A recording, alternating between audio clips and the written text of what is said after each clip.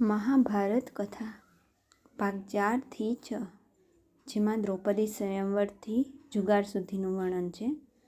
પાંડવોનું ગુપ્ત જીવન. લક્ષાગૃહમાંથી બચ્યા પછી પાંડવો અને માતા કુંતી બ્રાહ્મણોના વેશમાં જંગલોમાં અને ગામોમાં ભટકવા લાગ્યા.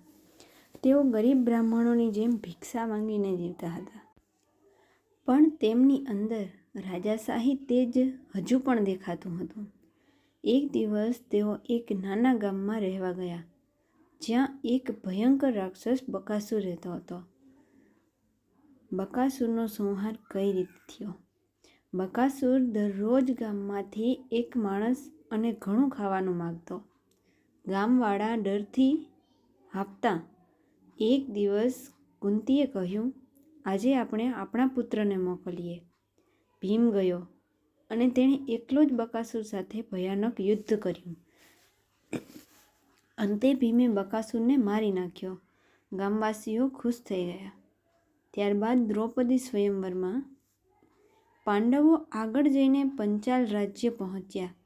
ત્યાં રાજા દ્રુપદ પોતાની પુત્રી દ્રૌપદી માટે સ્વયંવર રાખે છે. સ્વયંવરમાં એક મુશ્કેલ શરત હતી. ફરતા ચક્રમાં માછલીની આંખ નિશાન બનાવી તીર મારવું. ઘણા રાજાઓ આવ્યા, જેમાં દુર્યોધન પણ આવ્યો. દુર્યોધન, કર્ણ, અન્ય મહાન યોદ્ધાઓ, પણ કોઈ સફળ ન થયો. ત્યારે એક બ્રાહ્મણ રૂપે અર્જુન આગળ આવ્યો. તેણે એકાગ્રતા સાથે તીર ચલાવ્યો, સીધું માછલીની આંખમાં. બધા ચકિત થઈ ગયા. કર્ણનું અપમાન કરવામાં આવ્યું. કર્ણ પણ ભાગ લેવા આવ્યો હતો, પણ દ્રૌપદીએ કહ્યું, હું સુતપુત્ર સાથે લગ્ન નહીં કરું. જ્યારે કર્ણ આ માછલીની આંખ વીંધી શકતો હતો. આથી કર્ણને ખૂબ દુઃખ થયું. આ ઘટના તેની અંદરનો અગ્નિ વધારી ગઈ. ત્યારબાદ દ્રૌપદીનો વિવાહ થયો. અર્જુન દ્રૌપદીને લઈને ઘરે આવ્યા અને મજાકમાં કુંતીને કહ્યું, માતા, આજે અમે ભિક્ષા લાવ્યા છીએ. કુંતીએ જોયા વગર જ કહ્યું, બધાએ મળીને વહેંચી લો.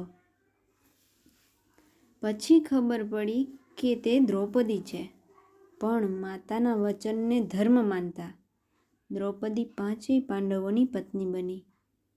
પાંડવોને રાજ્ય. ઇન્દ્રપ્રસ્થ. ધૃતરાષ્ટ્રે પાંડવોને અડધું રાજ્ય આપ્યું. જંગલ વિસ્તારને પાંડવોએ સુંદર નગરમાં બદલ્યું. ઇન્દ્રપ્રસ્થ નગરી બનાવી. અર્જુન, ભીમ, યુધિષ્ઠિર સૌએ મહેનત કરીને તેને સ્વર્ગ જેવું બનાવ્યું. માયાસભા અને દુર્યોધનનું અપમાન. માયાસભા એક અદ્ભુત મહેલ હતો, જ્યાં પાણી અને જમીન ભ્રમ પેદા કરતા. દુર્યોધન ત્યાં ગયો અને પાણીને જમીન સમજીને પડી ગયો. દ્રૌપદી હસીને બોલી, અંધનો પુત્ર અંધ. આ શબ્દો દુર્યોધનના દિલમાં અગ્નિ બની ગયા.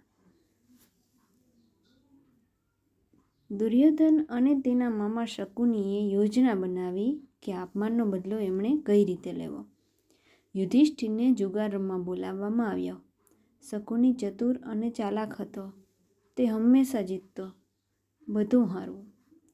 યુધિષ્ઠિર એક પછી એક બધું હારી ગયા. ધન, રાજ્ય અને ભાઈઓને પણ હારી ગયા. પોતાની જાતને પણ હારી ગયા. અને અંતે દ્રૌપદીને હાર્યા પછી દ્રૌપદીનું અપમાન. દુશાસન દ્રૌપદીને દરબારમાં ખેંચી લાવ્યો. તેને વસ્ત્ર ઉતારવાનો પ્રયત્ન કર્યો. દ્રૌપદી ભગવાનને પ્રાર્થના કરે છે અને અદ્ભુત ચમત્કાર થાય છે. તેના વસ્ત્ર અનંત બની જાય છે. દુશાસન થાકી જાય છે, પરંતુ વસ્ત્રોનો કોઈ અંત નથી આવતો.